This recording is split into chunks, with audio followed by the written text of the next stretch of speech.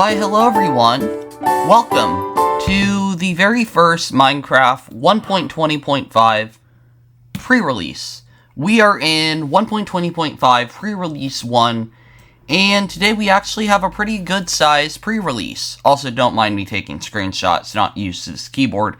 But anyways, yes, so 1.20.5 is wrapping up, and will probably be released.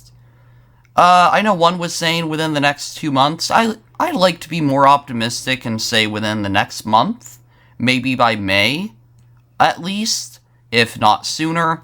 But we're going to go ahead and turn up our chunks and check out the brand new features in Minecraft 1.20.5. So we got a lot to check out, and I think it would be important to first start off with the brand new advancements. Alright, so one of the first new advancements, now a lot of these are for 1.20.5 specifically. There is one for 1.21, but we'll be covering that content separately later in the video. But the first one is, isn't it Scute for brushing an armadillo and getting a Scute? Sorry, here it is. There's also a couple new advancements when it comes to the wolf and wolf armor. So the first new advancement, oh, come back here. Hey! Alright, so the first new advancement is for repairing a pair of wolf armor when it is damaged. So if I just have this wolf get in a fight with the husk, if the husk would stop running away. What the heck? Reach!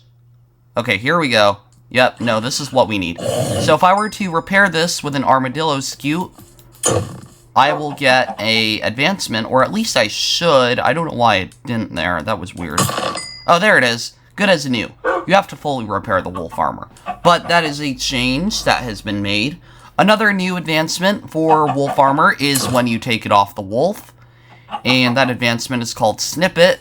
And these are pretty cool. I like that Mojang are actually adding some new advancements for the 1.20.5 features. But the last advancement is called the whole pack for getting one of each new wolf variant, including the vanilla one. And that is going to do it for the 1.20.5 changes. There's some data pack stuff, like the data pack version being 39. Supposedly, the book and quill page limit was removed, and some other little things like that. But these are the big things that I've covered. Now, let's get on to the 1.21 changes behind the experimental toggle. Alright, so locating a trial chamber. It should be around here. Did it not spawn in? That would be embarrassing. Oh, nope, here it is. So, one of the first things that has been changed for the trial chamber is how the build is placed. So you'll notice right here that previously some of the rooms had a chance to be out in the open. You could very easily tell that this was a structure, but they have tried to better the immersion, so they have gone ahead and made the rooms be more buried. Alright, so this is the next advancement. This is called Revolting, and this is for unlocking a ominous vault with a ominous key. And, yeah, it's pretty self-explanatory. It's basically just an advancement to reward you for using an ominous vault. But back to the ominous events as a whole. Alright, so another change is that mobs during an ominous event that are spawned will now have a chance to have enchanted equipment. So you'll notice right here that this skeleton, or sorry, Bogged has an enchanted bow. This one has an enchanted iron chestplate. They're pretty low-level enchantments, but with that, they've also fixed the bug where they could actually drop their armor. So, if you try to kill these mobs to farm their armor, yeah, that will no longer work.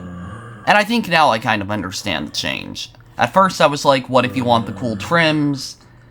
But if you're going to put enchantments on it, that could be a little overpowered.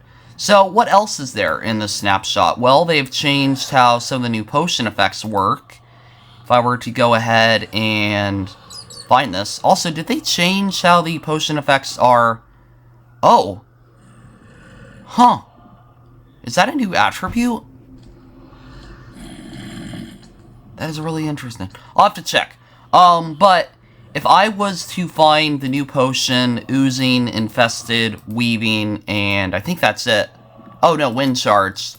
But namely these 3 have been changed. So weaving will now affect the speed at which players go through cobwebs, which was a requested change. And the chance for cobweb spawning is now 2 to 3. And it will be in a smaller radius, I believe. Now, another new effect that was modified was the potion of oozing. And they basically changed it so it can't max out entity cramming, I don't think. Something like that. Basically, there has to be a certain amount of slimes not in the area. But now that will work that way. And then infested, if I were to go ahead and hit this mob. Alright, there you go.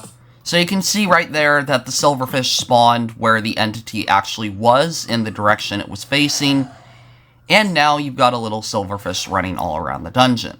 Now, I still am in the opinion that I think they should make it so silverfish can burrow into tough bricks, or have a chance to. I know that would damage the trial chambers, but to be fair, if you're getting in a big grueling fight, where you're trying to fight all these mobs and everything, I think there should be that. I think it would, you know, make the fighting experience more dangerous. And yeah, I think it'd be pretty cool. Now, what else is there? Well, there's been a pretty big change to the Windburst enchantment. So, first of all, it will no longer be obtainable through enchantment tables and villagers. Second of all, you can no longer do this. You can no longer get a boost off the ground. You have to have that hit from a further distance. Which that was a terrible example. But if I get like some blocks here. And then I do this. Yeah. Now you can actually get that wind burst effect. And it has been shown that once you have the wind burst initial momentum, you can continue the chain effect. Honestly, I think this makes a lot of sense. It was pretty stupid how overpowered this enchantment was. Maybe they could add a special variant of it. I don't know. I think it's fine. Honestly, it makes sense. And now, you know, there's always the option that Mojang doesn't do that because they feel the update needs more time. But realistically, everything is in here that they planned on being in here. I think at this point, there's going to be little tweaks, there's going to be little changes, maybe 1 or 2 new items. I wouldn't even get hopeful for that. I just say that after 1.20.5 releases, it's going to be a matter of patching things and racing to the finish line. And I think if they do draw out 1.20.5's development to be a May release date, it's going to really crush the time they have on 1.21 finalization. I don't know. There's a lot of opportunities they have to release this, but let me know what you guys think. My name's been Prism Skywalker, and thank you for watching, and I'll see you all in the next video. Bye!